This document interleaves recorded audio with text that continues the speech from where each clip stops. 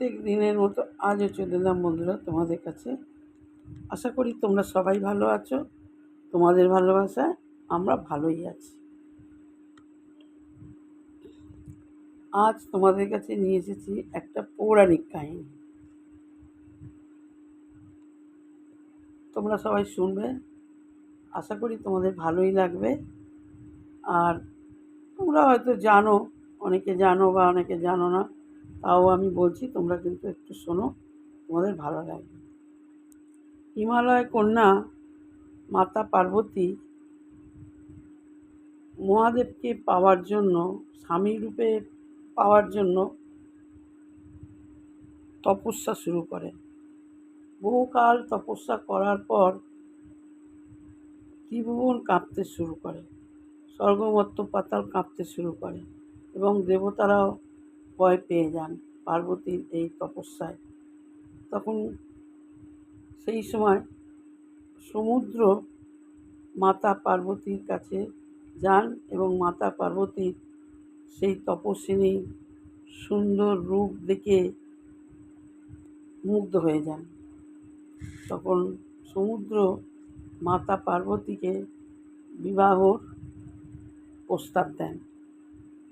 মাতা পার্বতী এই বিবাহের প্রস্তাব শুনে রেগে যান। তিনি তো মহাদেবের চরণে নিজেকে অর্পণ করেই দিয়েছে।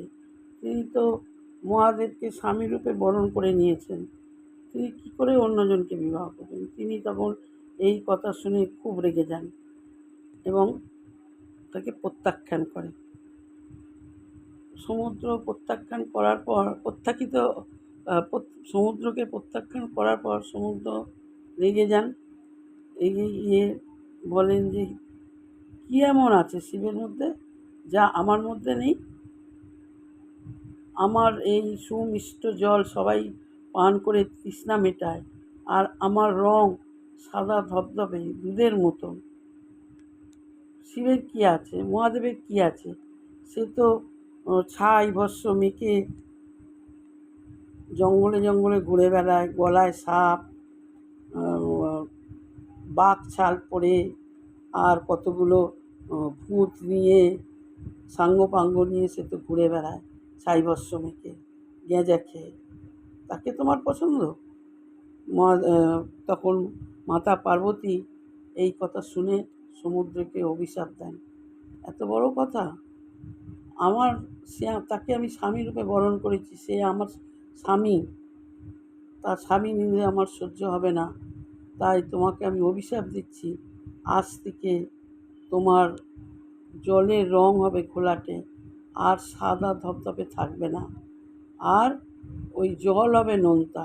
ওই জল কেউ আর পান করতে পারবে না, কেউ মুখে দিতে পারবে না।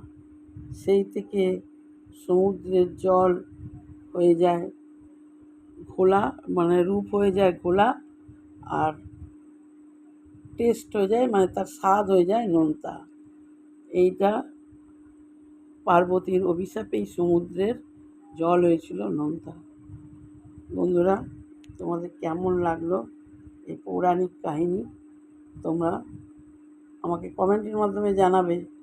আমি ছোটোখাটো এরকম কিছু পৌরাণিক কাহিনী বলবো। শিবপুরাণ থেকে এইটা পড়েছি, শিবপুরাণে আছে এই পৌরাণিক কাহিনী। তোমাদের কাছে কেমন লাগলো তোমরা জানিও। আবার পরের দিন আবার একটা এরকমই একটা পৌরাণিক কাহিনী নিয়ে তোমাদের কাছে আসবো।